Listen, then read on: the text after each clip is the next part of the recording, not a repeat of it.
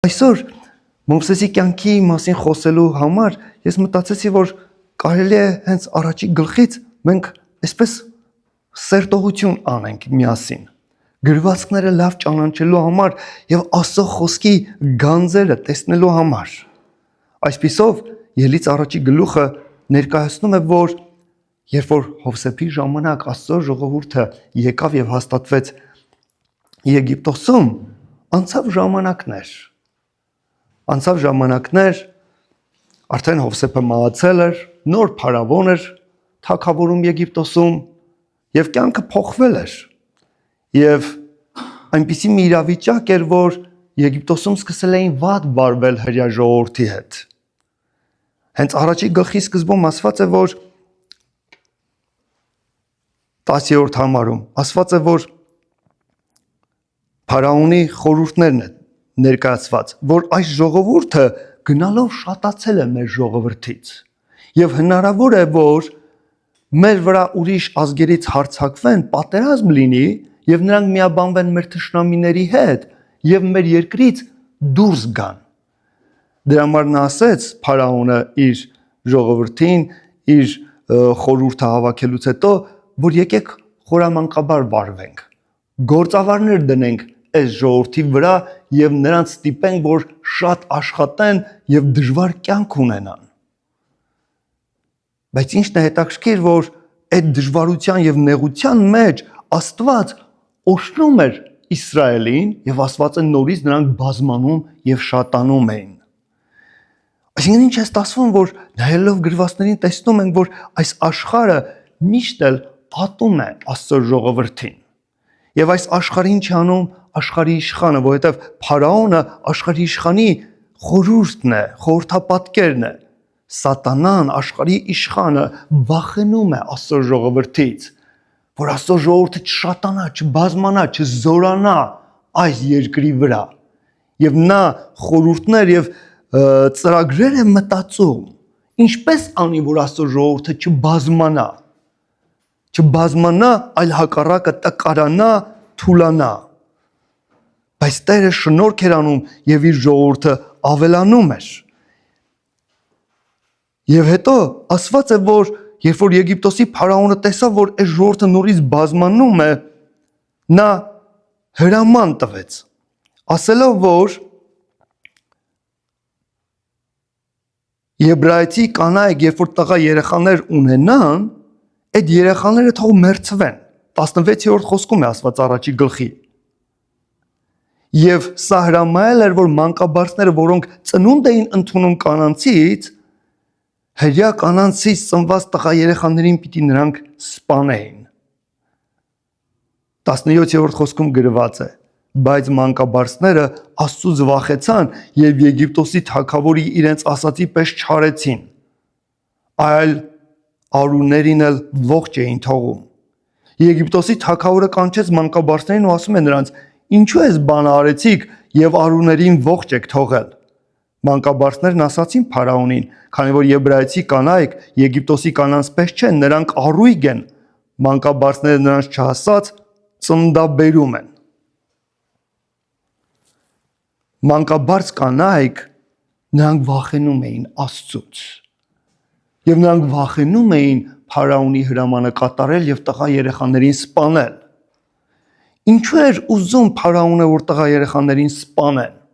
որովհետեւ տղա երեխաները ցույց են տալիս Աստծուց կանչված լինելը, որովհետեւ կարող ենք հիշել, որ օրենքի գիրքը, երբ որ դուրս եկավ Մովսեսի ժամանակ գրվեց օրենքը,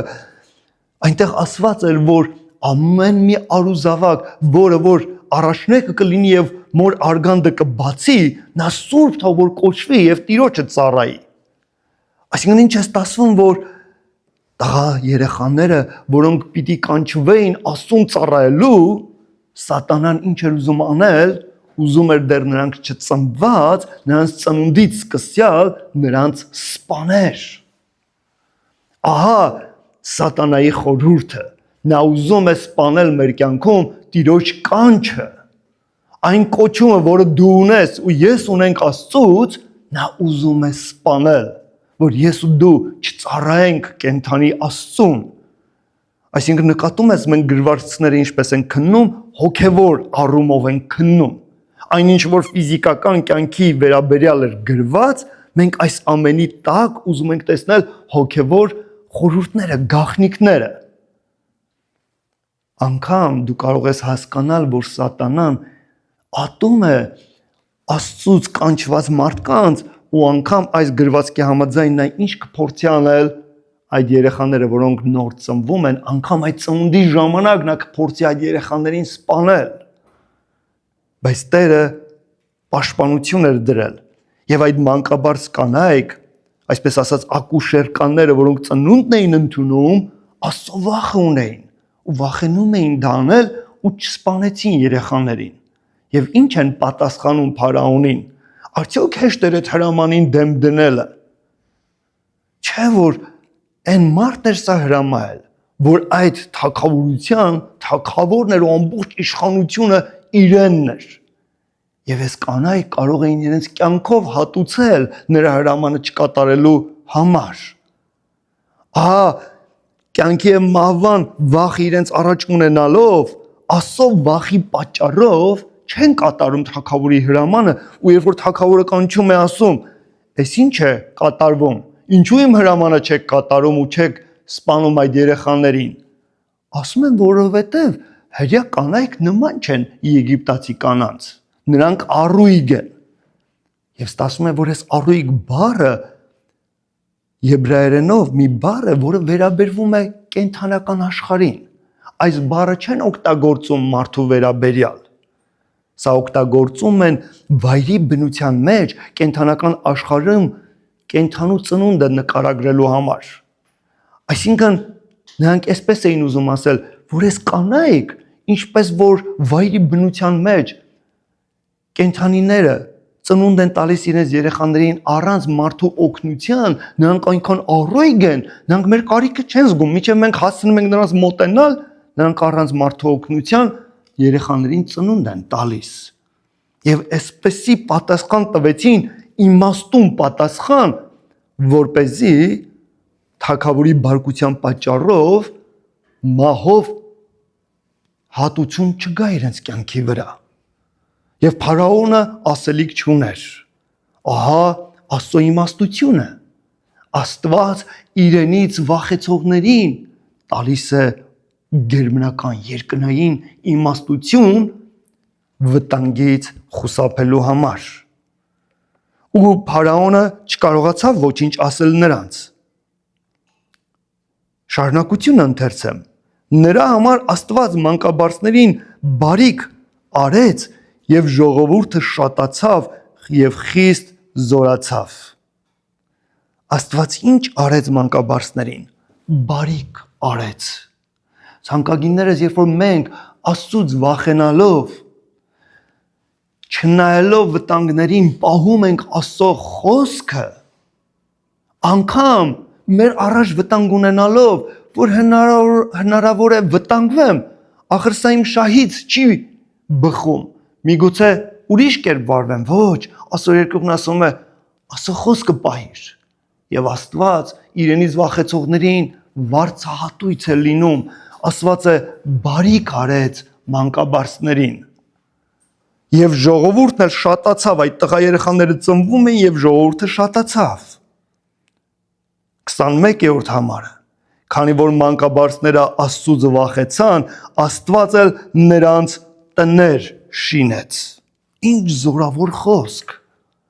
Քանի որ մանկաբարձները Աստծուց վախեցան։ Ինչպիսի վարձ կա Աստծուց վախեցողներին, Աստված նրանց տներ շինեց։ Եվ այս տները զուտ ֆիզիկական տան կառույցի մասին չէ, այո նաև, բայց այս տունը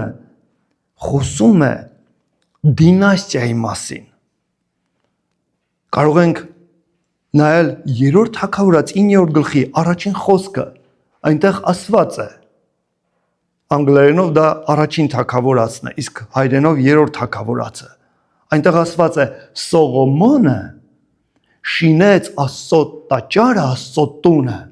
եւ շինեց թագավորական տունը։ Եվ այդ տունը ցույց է տալիս ինչ՝ դինաստիա, Պատմության գրքերը կարդալիս կարող ենք տեսնել, որ ասված է հայ թագավորների մասին. Բագրատունյաց տուն, Արշակունյաց տուն կամ Արշակունյաց դինաստիա։ Այդ տուն ասվածը թագավորական ընտանիքի վերաբերյալ ցույց էր տալիս այն տոհմածառը, որը սերունդ անցնում էր թագավորական իշխանությունը հորից որդուն, հետո մյուս որդուն եւ այսպես այս տոհմածառը շարունակվում էր։ Գրվածքը մեզ ցույց է տալիս Աստված ինչպես է օրհնում ու վարձահատույց լինում իրենից վախեցողներին։ Աստված իրենից վախեցողների սերունդների մեջ բարձրացնում է քահանաներ, ղևտացիներ, երկրպագուներ եւ նաեւ թագավորներ, իշխանավորներ, իշխաններ, օրհնված սերունդներ է բարձրացնում Աստված իրենից վախեցողների մեջ։ Եթե մենք Տիրոջից վախենանք ու նրա խոսքը պահենք, Աստված կօրհնի մեր զավակներին, մեր զավակների զավակներին, թոռներին ու ծոռներին եւ նրանց կտա քահանաներ լինելու, մարգարեներ եւ թագավորներ լինելու։ Այն ժամանակ Փարավոնը իր բոլոր ժողովրդին հրամայեց ասելով, որ ամեն ծնված տղա հերանների մեջ թող որ գետը նետվի, նեղոս գետը որ մահանա։ Փարավոնը տեսնելով, որ գործը գլուխ չեկավ, մանկաբարձները իր խոսքը չեն կատարում, այդ տղա երեխաները ծնվում են ու այս ժողովուրդը նորից շատանում է, հիմա հրամայեց ամբողջ ժողովրդին ինչ անել, այդ երեխաներին նետելով գետը սպանել։ Եվ հիմա ասենք երկրորդ գլուխ։ Տեսնում եք ինչ հաճելի է Աստծո խոսքը ընթերցել եւ հատ սերտել։ Երկրորդ գլուխը ինչ է պատմում առաջին համարից։ Ասված է, որ Ղևի տնից մեկը գնաց ու Ղևիի մի աղջիկը կին առավ։ Այսինքն Իսրայելի 12 ցեղերից Ղևիի ցեղի մասին էր ասված։ Կինը հղիացավ ու որդի ծնեց։ Նրա գեղեցիկ լինելը տեսնելով 3 ամիս նրան պահեց։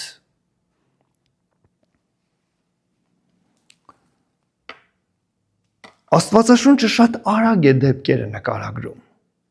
Նկարագրեց ամուսնություն եւ հետո նկարագրեց տղայի ծնունդը։ Եվ այսպես կարճ ասված է. տեսնելով տղան որքան գեղեցիկ է, մայրը որոշեց նրան պահել 3 ամիս գախնի պահեցին ծնողները նրան, որ նա չմահանա։ Եվ սա Մովսեսի մասին է։ Ինչ է նշանակում, ինչ զարմանալի է սա։ Ինչ ասել է տեսնելով տղայի գեղեցիկ լինելը։ Այսինչ գեղեցկության մասին է խոսքը։ Այս գեղեցիկ խոսքը եբրայերենում ունի մի քանի նշանակություն։ Այն թարգմանվում է գեղեցիկ, բարի, հիասքանչ, բարիք, սիրուն։ Եվ այս խոսքը օգտագործված է Ծննդոց առաջի գլուխ 4 համարում, որտեղ որ նկարագրված է արարչության առաջին օրվա ընթացքում թե ինչ արեց Աստված։ Այնտեղ ասված է. Աստված ասեց, թող որ լույս լինի։ Եվ լույս եղավ։ Եվ Աստված տեսավ, որ լույսը բարի է, գեղեցիկ է, հիասքանչ է։ Ծննդոց գրքում հետագա օրերի արարչության ընթացքում նորից մենք գիտենք, որ ինչ որ բան արարելիս վերջում Աստված նայում էր եւ իր արարչությանը գնահատական էր տալիս։ Եվ ամեն անգամ վերջում ասում էր. բարի է։ Աստված տեսավ, որ բարի է։ Բայց հաջորդ համարներում Ծննդոց գրքում արարչության ընթացքի մեջ Աստված այս խոսքը չի օգտագործել, ասելով բարի է։ Այնտեղ մի այլ խոսք է օգտագործված։ Միայն լույսը արարժելիս Աստված ասում է այս խոսքով. գեղեցիկ է, բարի է, բարիք է։ Հրյա իմաստուններն ասում են, որ երբ որ տղան ծնվեց, այդ տան մեջ, այդ սրահը, որտեղ որ ծնունդն էր կատարվում, քանի որ գաղտնի էր ծնվում երեխան, վտանգ կար, որ երեխային կսպանեն, եւ ծնունդը պետք է գաղտնի լիներ, եւ այդ սրահը լցվեց Աստծո փառքով, լույս ճառագեց, Աստծո փառքի լույսը տարածվեց այդ սրահում Մովսեսի ծնունդի պահին, ու երբ որ Աստծո փառքը ողողեց այդ սրահը, այնպես ուժեղ էր Տիրոջ լույսը, որ մայրը, ծնողները տեսնելով Տիրոջ փառքի լույսը, ասեցին, որ գեղեցիկ է, լուսավոր է այս տղան, Աստծո փառքը, Աստծո գեղեցկությունը նրա վրա է, եւ որոշեցին Փարաոնի հրամանին հակառակ իրենց կյանքը վտանգի ենթարկելով պահել երեխայի կյանքը։ 3 ամիս սա նրանց հաջողվեց։ Մովսեսի ծնունդի պարագայում ծնողները տեսան Աստծուց նշան, որ այս երեխայի վրա է Աստծո փառքը, Աստված ունի նախախնամություն, ունի խորհուրդ գալիքում այս տղային գործածելու իր փառքի, իր կամքի, իր գործերը գործելու համար ու պահեցին նրան։ Սա կարդալով ու քննելով ուսումնասիրելով այս հատվածը, ես հիշեցի իմ ընտանիքի պատմությունը, որ մայրս տարիներ շարունակ այդ պատմությունը պատմում էր մեզ։ Մայրս փոքր հասակում ռևմատիզմ է տանում։ Եվ այդ ռևմատիզմի պատճառով ձեռբերովի սրտի արատ է ունենում։ Երբ որ ամուսնանում է, բժիշկներն ասում են, որ շատ դու կարող ես 1 երեխա ունենալ, այլ դա վտանգ է քեզ համար, քո կյանքի համար։ Սկզբում ծնվում է ավագ եղբայրս, բայց մայրս դրանով չի բավականանում։ Ինքը աստվածապաշտ կին էր եւ այդ հավատքը իմ տատիկից, մայրական տատիկից էր փոխանցվել։ Եվ մայրս աղոթում է Աստծուն ու ցանկանում է նորից ունենալ զավակ։ Աղոթում ու խնդրում է Տեր Աստված, տուր ինձ նորից տղա երեխա, իմանալով, որ վտանգ կա կյանքին։ Բայց այդ ցանկությունը ի վերուստ դրված է լինում մամայի սրտի մեջ։ Եվ այդ աղոթներից հետո մայրս հասկանում է, որ հղի է։ Ու վախենում է, որ հայրս իմանա իր հղիության մասին։ Այն պատճառով, որ քանի որ հնարավոր է լինի վտանգ իր կյանքին, հայրս կստիպեր, որ երեխային հեռացներ։ Սկզբի մի քանի ամիսները նրան հաջողվում է գաղտնի պահել հղիությունը։ Չգիտեմ, 2-3 որքան ամիս է հաջողվում, չգիտեմ, մի քանի ամիս անց հայրս հասկանում է, որ մայրս հղի է։ Ու ինչպես որ նա կանխազգում էր, սկսում է մամային համոզել, որ եկ երեխային հեռացնենք, որովհետև սա քո կյանքի համար վտանգ է։ Բայց մայրս ասում է, որ ոչ։ Ես եմ խնդրել Աստծուց, որ ինքը ինձ տա երեխա։ Ես պիտի ունենամ այս երեխային։ Համառում է, հաստատակամ մնում է իր որոշման վրա եւ ստիպված հայրս համաձայնվում է, որ ուրեմն այդ երեխան պիտի ծնվի։ Եվ մայրս պատմում էր, որ մի երազ ասում էր. մինչև իմ ծնվելը։ Նա ասում է, որ տեսա մի բարձր աշտարակի վրա էի կանգնած եւ փոթորիկ սկսվեց։ Եվ այդ ընթացքում նա ասում է, որ ինձ մի երեխա վերևից տրվեց։ Մի լուսավոր գեղեցիկ երեխա էր, որ տվեցին իմ ձեռքերի մեջ։ Ասում է, վերցրեցի գրկեցի այդ երեխային եւ սկսվեց փոթորիկ։ Մի սարսափելի քամի, փոթորիկ, արհավիրք էր շուրջս տեղի ունենում։ Ամեն բան պոկում, քանդում տանում էր այդ փոթորիկը եւ ուզում էր քշել տաներ ինձ ու իմ երեխային։ ասում է ես գրկած այդ երեխային, որ ասում է դու ես։ Ես գրկած այդ երեխային աղաղակում է Աստծուն, ասում է պահիր մեզ, կանչում է Տիրոջը, պահպանիր մեզ։ Եվ ասում է հրաշքով ազատվեցինք ես ու իմ զավակը։ Արթնանալով երազից մի բան ասում է հասկացա, որ ծննդաբերությունը կլինի դժվար ինձ համար եւ կլինի վտանգով, թե իմ, թե երեխայիս համար, բայց Աստված հրաշքով կազատի երկուսիս էլ։ Եվ այդպես էլ եղավ։ Երբ որ ես ծնվում եմ, մամաս արյան վարակում է տանում, դժվար է լինում ծնունդը։ Եվ կյանքի ու մահվան պայքարի մեջ անցնելով, վերջի վերջո Աստծո ողորմությամբ փրկվում է նրա կյանքը, նաև փրկվում եմ իհարկե նաև ես։ Բայց ինչն էր ուշագրավ, որ նա ասում էր, երբ որ դու ծնվեցիր, այնքան գեղեցիկ էիր։ Երբ որ մանկաբարձը քեզ վերցնում էր, ծնվեցիր, ասեց, «Օ, տղա է, այս ինչ գեղեցիկ է»։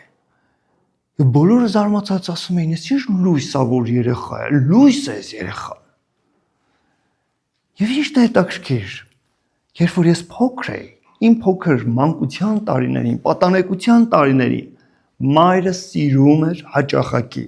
հիշել այս պատմությունը եւ պատմել մեզ։ Եվ սա տպավորված էր իմ հիշողության մեջ։ Ու երբ որ նայում են գրվածքին, սկսում ենք հասկանալ, ինչ է նշանակում գեղեցիկ էր տղան։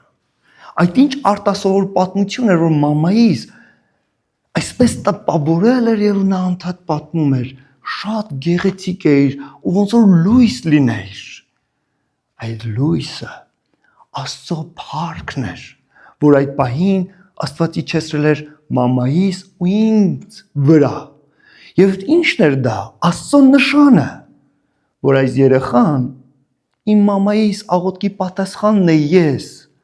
Եվ այդ նշանը կար ինձ վրա, որ Աստված սահմանություն ուներ ինձ համար, որ գալու էր մի ժամանակ, ես լինելու եմ փրկված, ճանաչելու եւ ընդունելու եմ Տեր Հիսուսին եւ կանչվելու եմ նրանից ծառայելու Տիրոջը։ Եվ ինչպես Մովսեսը հետագայում ինչ արեց, ծառայեց Աստծո ժողովրդին առաջնորդելու Տիրոջ ճանապարհների մեջ։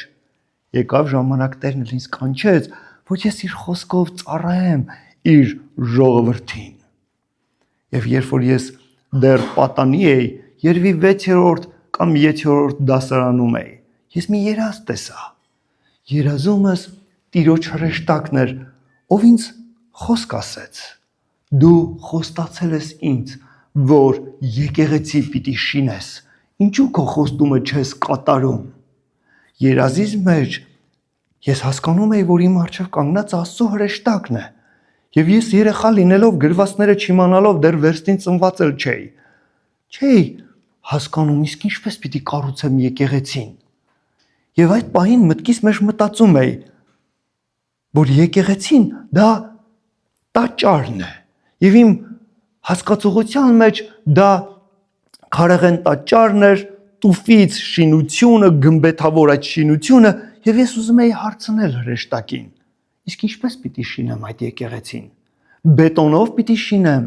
քարը քարի վրա դնելով պիտի շինեմ։ Ուզում եմ ասել, ախր ես շինարար չեմ, շինարարությունից ոչինչ չեմ հասկանում։ Ինչպես պիտի շինեմ այդ մեծ տաճարը, այդ քարեղեն տաճարը, այդ եկեղեցին, որ դու ինձ ասում ես։ Ու ես արթնացա։ Ու լինելով երեխա մի բան մտածեցի. երբ որ կգա ժամանակը, կհասունանամ, կլինեմ մեծ, ես կհասկանամ ինչպես պիտի շինեմ Տիրոջ եկեղեցին։ Իհարկե անցավ ժամանակներ, երբ որ ես փրկվեցի, Տեր Հիսուսին ճանաչեցի, Աստծո խոսքի հայտնությամբ հասկացա, որ եկեղեցին Քրիստոսի մարմինն է, քարեղեն տաճարը չէ, եւ Տերը կանչեց ինձ իր պարգևների համաձայն ծառայելու իր խոսքով, շինելու իր տունը, իր եկեղեցին։ Եվ այսպես էլ Մովսեսը նա ծնվեց եւ ընտանիքը հասկացավ, այս տղան Աստվածանից կանչված է։ Նրա կյանքում կա նախախնամություն Տիրոջը ծառայելու եւ նրանք երեխայի կյանքը թաքցրեցին եւ նրանց հաջողվեց 3 ամիս գախնի պահել տղայի ծնունդը։ Անցավ 3 ամիս, ու այլևս հնարավոր չէր այս գախնիկը թաքցնել։ Եվ ինչ անում մայրը, երբ էլ չէր կարող պահել նրան, 3-րդ խոսք, պրտուղեն տապանակ առավ նրա համար, կուպրով, դյութով ծեփեց եւ տղային մեջը դրեց, ու գետի եզերքը եղած շամբի մեջ թողեց։ Վերցրեց եւ մի տապանակ շինեց։ Զամբյուղ։ Այս խոսքը տապանակ բնագրում երկու նշանակություն ունի՝ եւ տապանակ, եւ զամբյուղ։ Այո, զամբյուղ շինեց, դրեց երեխային մեջը, ու քանի որ պետք է գետի ջրերի վրա դներ ու թողներ, ու որպեսզի ջուրը չլցվեր այդ զամբյուղի մեջ ու երեխան չմահանար, ինչ անում, դյութով ծեփում է, որ ջրերը չկարողանան ներս թափանցել։ Այս համարը երբ որ դու լսում ես, արդյոք չես հիշում գրվածքից, Ծննդոց գրքից մի հիասքանչ պատմություն, Նոյի պատմությունը։ Այո, հիշենք Նոյին, Ծննդոց 6-րդ գլխում, երբ որ Աստված ասեց Նոյին, տապանակ շինիր։ Ծննդոց 6-րդ գլխի 14-րդ խոսքում է ասված. Ասվածը եղևնափայտ ծառի տեսակից տապանակ շինիր եւ դյութով ու կուպրով ներսից ու դերսից ծեփիր այդ տապանը, որպեսզի ջրհեղեղի ջրերը ներս չթափանցեն։ Ինչքան նման է խորհուրդներ Աստծո խոսքի մեջ։ Աստված դատելու էր Նոյի ժամանակ ողջ ազգեր, ժողովուրդները։ Աստծո բարկությունը բորբոքված էր, չէ՞, Աստված դատաստան էր անելու, բայց փրկելու էր արդար Նոյին եւ նրա տունը։ Եվ ինչ կերպով տապանը շինելու միջոցով։ Եվ հիմա մենք տեսնում ենք նույն կերպով։ Պետք է Մովսեսը բաց թողնվեր ջրերի վրա։ Ինչպես ազատվեր։ Տապանակի միջոցով։ Դրա համար ասում է դյութով ծեփիր։ Ու երբ որ երեխային դրեցին զամբյուղի մեջ ու բաց թողեցին, մայրը գիտեր, որ փարաոնի աղջիկը առավոտյան գալիս է այդտեղ լվացվելու։ Նա գիտեր որտեղ է նա գալիս լվացվելու, եւ հենց այդ տեղում, մոտիկ տեղում էր թողել երեխային։ Եվ գախնի սպասում էր, հետևում էր։ Եվ մեկ էլ տեսնում է, որ փարաոնի աղջիկը եկավ, նրա ծառաները զբոսնում էին աղախինները ափին, եւ աղջիկը մտավ գետի մեջ լվացվելու։ Եվ մեկ էլ լսում է երեխայի լացի ձայն։ Նայում է, որտեղից է գալիս երեխայի ձայնը, եւ տեսնում է այնտեղ մի զամբյուղ, մի տապանակ։ Ծառային ուղարկում է, ասում է. գնա բեր։ Աղախինը գնաց եւ բերեց եւ բացեցին ու տեսան, որ մեջը մի գեղեցիկ տղա երեխա է։ Նա խղճաց այս տղա երեխայի վրա եւ ասում է. ես ուզում եմ նրան պահել։ Եվ այդ պահին Մովսեսի քույրը հերվույց հետևում էր։ Մոտեցավ, ասում է. կուզես գնամ Եբրայեցի հրյա կանանցից կուրս տվող մի կին կանչեմ, որ այս երեխային կատ տա, կուրս տա։ Ասում է գնա կանչիր։ Գնում է մամային է կանչում։ Մովսեսի մայրը գալիս է եւ այս փարաոնի աղջիկ ասում է. վերցրու այս երեխային, խնամիր, կատ տուր ինձ համար եւ մեծացրու։ Ես քեզ կվճարեմ։ Ես վարձահատույց կլինեմ քեզ։ Ու ասված է մայրը վերցրեց, կերակրում էր Մովսեսին, խնամում էր, մեծացնում էր եւ զարմանալի բան։ Դրա այդ մեկտեղ վարձք էր ընդունում փարաոնի աղջկանից իր զավակին մեծացնելու համար։ Ինչ զարմանալի է Աստված գործում։ Ոչ միայն մայրը խնամեց եւ մեծացրեց Մովսեսին, այլև Աստված օրհնեց, որ թագավորական տնից վարձք, գումար, ֆինանսներ գա իր երեխային մեծացնելու համար։ Այն վտանգը, որը սպառնում էր երեխային սպանել, մայրը չվախեցավ ու պահեց երեխայի կյանքը, ոչ միայն երեխային պահեց, ինքը մեծացրեց, Աստված այնքան շնորհք առատացրեց, նաև օրհնություն ընդունեց, ֆինանսներ էլ ընդունեց։ Փառք Տիրոջը։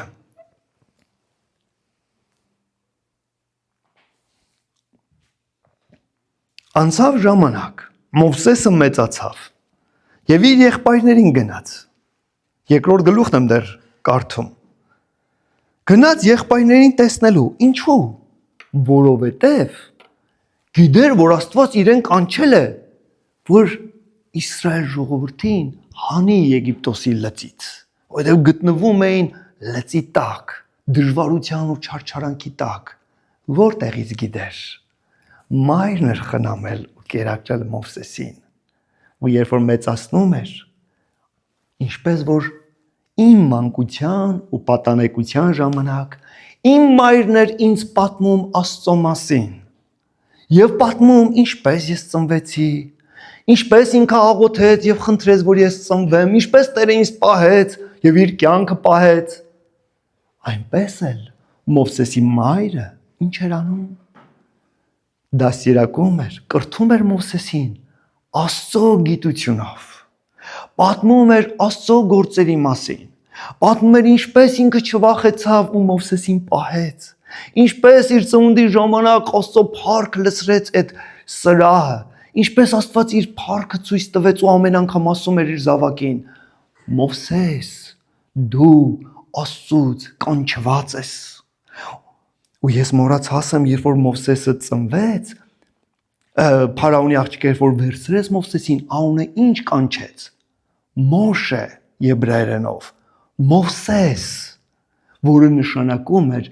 ջրերից ազատված, ջրերից փրկված։ Եվ նորից սա ինչ է մեզ հիշեցնում։ Այո, մեզ հիշեցնում է Ծննդոց գիրքը, ինչպես Նոյը իր ընտանիքով, տապանի միջոցով, ջրերից, Աստծո դատաստանից, ջրեղեղից ազատվեց, նրա անուններ ցույց էր տալիս ինչը։ Ինչպես Նոյը ազատվեց ջրերից, Մովսես, դու էլ Աստծո բարկությունը գալու է այս աշխարհի վրա։ Աստծո բարկությունը ինչպես Նոյի օրերում եկավ ազգերի վրա, այնպես էլ քո օրերում Աստծո բարկությունը կգա Եգիպտոսի վրա, բայց դու այդ բարկությունից կազատվես ու դու իմ ժողովրդին ինչ կանես, կտանես դեպի փրկության իմ դատաստանների ժամանակ։ Եվ դրա համար ինչ եմ ուզում ասել, որ Մովսեսի մայրը նրան դաստիարակում էր, խնամում էր, պատմելով Աստծո կամքի մասին, Աստծո գործերի մասին, իր կանչվածության մասին, ու Մովսեսը մեծանալով, այսքան իր սրտում ունենալով, մոր պատմությունները լսելով, աստվածավախությամբ մեծանալով, իր սրտում մի երազանք ուներ. գալու են օրը, որ ես Տիրոջն եմ ծառայելու։ Ես իմ թագավորին, երկնքի թագավորին եմ ծառայելու, ոչ թե երկրավոր Փարավոն թագավորին։ Ու երբ որ 40 տարեկան էր, նա սկսեց կարոտ զգալ իր եղբայրների հանդեպ եւ գնաց հրեաներին տեսնելու։ Ու երբ որ գնաց տեսնելու, տեսնում է, որ մի եգիպտացի չարչարում է մի հրեայի։ Եվ բարկացավ եւ չդիմացավ եւ սպանեց այս եգիպտացուն եւ ավազների մեջ թաղեց։ Հաջորդ օրը նորից որոշեց գնա եղբայրներին տեսնի։ Գնում է, տեսնում է եղբայրներին, բայց այս անգամ տեսնում է, որ մի հրյա մյուս հրյային նեղացնում է։ Ասում է, ինչ ես անում, ինչու ես քո եղբայրդ այդպես վարվում։ Եվ այդ հրյան ասում է, այդ նեղացնողը, ասում է, ինչ ես ասում, ով է քեզ մեզ վրա դրել դատավոր։ Երեք սպանեցիր Եգիպտացուն, այսօր էլ ինձ վրա ես ուզում ձեռք բարձրացնել։ Եվ այս խոսակցությունը, այս լուրերը տարածվեցին ողջ Եգիպտոսով մեկ, եւ այս լուրերը հասավ Փարավոնի ականջին։ Եվ Փարավոնը որոշեց սպանել Մովսեսին։ Մովսեսը Փարավոնի վախից փախավ Մադիամի երկիր։ Մովսեսը իր եղբայրների սիրո պատճառով, իր կանչի մեջ գնալու այս ցանկության պատճառով հայտնվեց այնպիսի մի վիճակում, որ փախավ Մադիամ։ Այո, երբ որ Աստծո մարդը գիտի, որ Աստծուց կանչ ունի եւ ուզում է այդ կոչումը իրականացնել, հանդիպում է դժվարությունների։ Ստասում է դեռ Մովսեսը պատրաստված չէր այդ կոչումը իրագործել։ Նա մի ընթացք պիտի անցներ, երկար դեռ 40 տարիներ, որ Տերը պատրաստեր նրան, որ ինքը կարող լիներ իր երկնային կոչումը իրագործել։ Այո, մենք էլ լինում ենք Աստծուց կոչված։ Մենք էլ կարող ենք հասկանալ, որ Աստված կոչում ունի մեր կյանքում։ Բայց ինչպես Մովսեսի կյանքում, նույնը մեր կյանքերում Աստված կսկսի մեզ հետ աշխատել։ Միգուցե մենք անցնենք դժվար ճանապարհներ, միգուցե նեղություններ ունենանք, միգուցե ինչ դժվար, ինչ որ անհասկանալի տեղերում հայտնվենք, ու չհասկանանք էլ ինչ է սա մեզ հետ տեղի ունենում, բայց երբ որ Աստծո նախախնամությունն ու կոչումը կա մեզ համար, Տերը իր երկնային գործն է գործում մեր կյանքում։ Հասկանանք թե չհասկանանք, Տերը սկսում է աշխատել մեզ հետ։ Ինչ է նա ուզում մեր մեջ անել։ Նա ուզում է իր նմանությունը մեր մեջ բերել։ Նա ուզում է մեր մարդկային եսը կոտրել։ Նա ուզում է մեր մարդկային մարմնավոր էությունը կոտրել եւ իր երկնային նմանությունը կերտել մեր մեջ, որ մենք պատրաստված լինենք իր կոչումը կատարել։ Եվ Մովսեսը հայտնվեց Մադիամում։ Ու երբ որ Մադիամ գնաց, նա նստեց մի հորի մոտ, ջրի հոր էր դա, որտեղից ջուր էին քաշում։ Եվ տեսնում է, որ գալիս են աղջիկներ, որոնք իրենց հոտերն են արածեցնում։ Այդ աղջիկները լինում են Մադիամի քուրմի կամ քահանայի, այսպես ասած, աղջիկները։ Սա գրված է Ելից 2-րդ գլխի 16-րդ համարում։ Մադիամի քուրմը 7 աղջիկ ուներ։ Այս քուրմ բառը ես նայեցի եբրայերեն բնագրում, սա ոչ միայն քուրմ է նշանակում, նաև քահանա է նշանակում։ Այսինքն մարդ, ով հոգևորական է, այսպես ասած։ Ստասում է եւ քահանաներն էին այս խոսքով նկարագրված գրվածքում եւ այն մարդիկ, ովքեր կուռքերին էին պաշտում։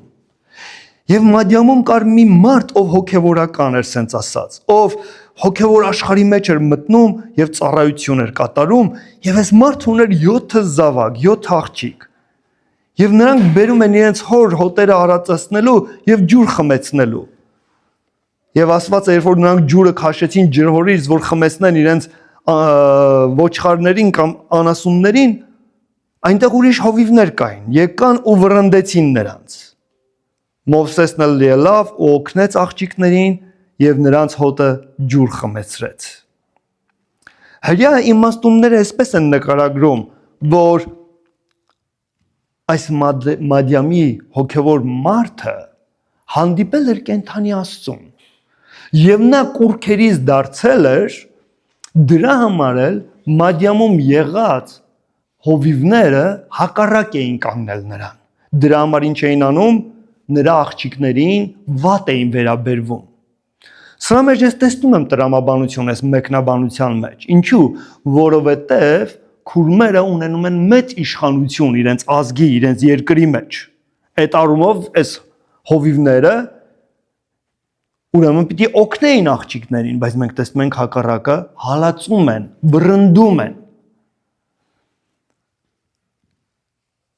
Ու Մովսեսը, երբ որ տեսնում է այս ամենը, օգնում է նրանց։ Երբ աղջիկները իրենց հոր Ռագուելին գնացին, հայրն ասում է. «Ինչ պատճառով այսօր շուտ եկաք»։ Նրանք էլ ասում են, որ մի եգիպտացու հանդիպեցինք եւ նա մեզ օգնեց, որովհետեւ հովիվները մեզ վռնդում էին։ Այստեղ այս մարդու անունը ներկայացված է Ռագուել։ Հետագայում գրվածներում տեսնում ենք, որ այս նույն մարդը տարբեր անուններով է հանդես գալիս, 7 օր եւ ուրիշ անուններով։ Ռագուել անունը թարգմանվում է Աստծո բարեկամ։ Եվ քանի որ այստեղ այս անունը թարգմանվում է Աստծո բարեկամ, ես սկսում եմ եզրակացություն անել, որ իրապես այս մարդը Աստծուն ճանաչում էր կենթանի Աստծուն։ Ու երբ որ այս մարդը ասում է, «Էս ո՞նց եղավ որ դուք շուտ եկաք»։ Ամեն անգամ դուք երբ որ հոտերը արածացնում եք եւ ջուր եք խմեցնում, դա երկար է տևում։ Նրանք պատմեցին Մովսեսի մասին, եւ նա ասում է. «Իսկ ինչու նրան չհրավիրեցիք մեր տուն, որ նա գա մեր տուն եւ հաց ուտի»։ Պարզվում է, որ հին ժամանակներում, երբ որ խոսվում էր օտար մարդուն տուն հրավիրել եւ հաց հյուրասիրել, դրա մեջ կար մի երանգ, մի խորհուրդ դրված, որ նա կարող է ոչ միայն ֆիզիկապես հյուրասիրվել մեր տանը, քանի որ նա 7 աղջիկ ուներ, սրա մեջ կար այսպիսի նաև իմաստ դրված, որ քանի որ նա բարի մարդ է եւ օգնել է ձեզ, նա կարող է ձեզանից մեկին կին ընտրել իր համար եւ բարեկամ դառնալ մեր ընտանիքին, դառնալով մեր տան փեսան։ Եվ աղջիկները գնացին եւ կանչեցին Մովսեսին։ Նա եկավ, հյուրասիրեցին, հանգիստ ունեցավ այդ տանը եւ այդ ինչ որ ես նկարագրեցի պատմական առումով, որ իմաստունները ինչ են ասում հացը հյուրասիրելու վերաբերյալ, այդ իմաստը ինչ իմաստ նաեւ ունի գրվածքում, գրված է Մովսեսը Ռագուելի աղջիկներից մեկին կին վերցրեց, որի անունը Սեփորա էր, եւ ծնվեց նրա առաջին տղան Գերսամը, որը այդ անունը նշանակում էր պանդուխտ, որովհետև նա ասեց. «Ես այս երկրի մեջ պանդխտացա, ես այս երկրի մեջ օտարական եմ»։ Ես նայում եմ, որ արդեն բավական ժամանակ քարոզել եմ։ Այս մասին մենք շարունակության մասին մենք հաջորդ ծառայությանը կգնանք եւ այսպես մենք շարունակենք մինչեւ տեսնենք ինչպես Աստված Մովսեսի միջոցով իր ժողովրդին հանեց Եգիպտոսի երկրից։ Եկեք աղոթենք Տիրոջը։ Տեր, մենք օրհնում ենք քո անունդ։ Մենք գոհանում ենք քեզանից, որ մենք կարող ենք քո խոսքը կարդալ, որ մենք կարող ենք քո խոսքը քննել, սերտել, որ մենք կարող ենք քո խոսքի գանձարանից գանձեր, թանկ գանձեր վերցնել մեզ համար, որ մենք կարող ենք քո խոսքի հարստության պաշարներից օրհնյալ մարգարիտներ, գոհարներ ու ադամանդներ մեր կյանքի համար վերցնել։ Մենք աղոթում ենք, որ քո տան ժողովուրդը հարստանա քո խոսքի գանձարանի իմաստությունով ու գիտությունով, որ քո ժողովուրդը քո գիտությունով հարստանա, որ քո տեսիլքներին հմուտ լինի ու քո ճանապարհներին հմուտ դառնա։ Այո, Տեր Հիսուս, մենք աղոթում ու խնդրում ենք սա քեզ, ով օրհնյալ մեր Աստված, ով զորավոր մեր Աստված, հալելույա Տեր։